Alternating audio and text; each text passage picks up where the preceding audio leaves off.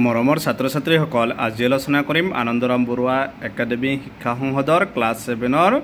গণিতৰ অনুশীলনী 4 ডিৰ 6 নম্বৰ প্ৰশ্নৰ পৰা 6 নম্বৰ প্ৰশ্ন দিছে ঘড়ী এটা 648 টকাত বিক্ৰী কৰোঁতে 8% লাভ হ'ল ঘড়ীটোৰ কিনা দাম কিমান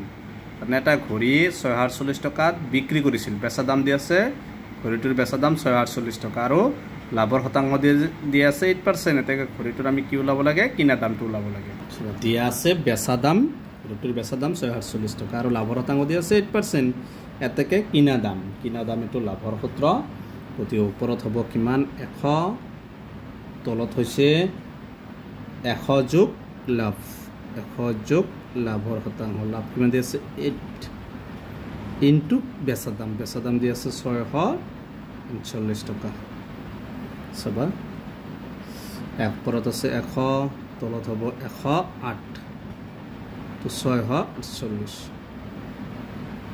কাটাটি কৰিবা তো সবা 2 ৰে যাব 2 5 গুণ 10 2 4 গুণ 8 2 3 গুণ 6 2 2 গুণ 4 2 4 গুণ 8 2 ৰে যাব 2 2 গুণ 4 1 বাকি 14 2 7 গুণ 14 2 দি যাব এক বার 1 বাকি 12 2 6 গুণ 12 2 2 গুণ 4 আকৌ 3 ৰে যাব 3 9 গুণ 27 3 5 গুণ 15 1 বাকি 3 4 গুণ 12 9 দি ডাইরেক্ট যাব 9 দি 54 কেইবাৰ যাব 6 বাৰ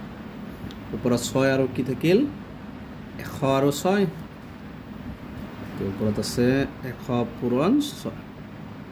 সমান কিমান হ'ব 600 টকা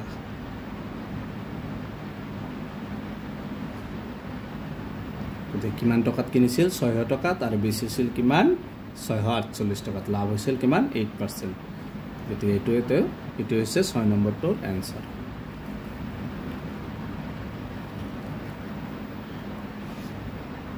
সাত নম্বৰ এজন দোকানীয়ে এখন সাইকেল 2520 টকাত বিক্ৰী কৰোঁতে 10% লোকসান হ'ল সাইকেলখনৰ কিনা দাম ওলোৱা এতিয়া ইয়া দিয়া আছে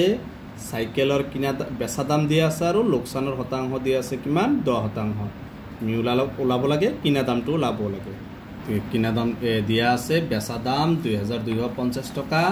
আৰু লোকসানৰ শতাংশ দিয়া আছে 10% থেকে কিনা দামৰ সূত্ৰটো হৈছে ওপৰত হ'ব 100 তলত হ'ব 100 বিয়োগ লোকসানৰ শতাংশ কিমান দিয়া আছে 10 ইনটু বেচা দাম আছে 2250 আচ্ছা ওপৰত হ'ব 100 তলত 100 পৰা 10 গলে 90 ইনটু 2250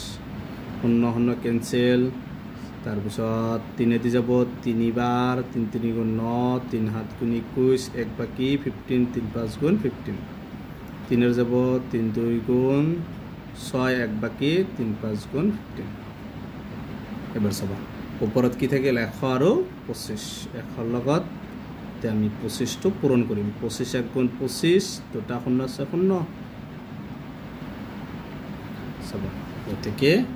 কিমান টকা দি বস্তুটো কিনিছিল 2500 টকা আৰু বেচিছিল কিমান 2250 টকা তাৰ মানে কি লস হৈছিল এই কাৰণ দি আছে লোকসানৰ শতাংশ 10% তো এটো হৈছে কিনা দামটো 2500 টকা এটো হৈছে 7 নম্বৰটোৰ এনসাৰ ঠিক আজি ভিডিওটো এখিনি আৰু ভিডিওটো লাইক কৰিবা চেনেলটো সাবস্ক্ৰাইব কৰিবা আৰু নতুন ভিডিও পাই থাকিবা আজি ভিডিওটো এখিনি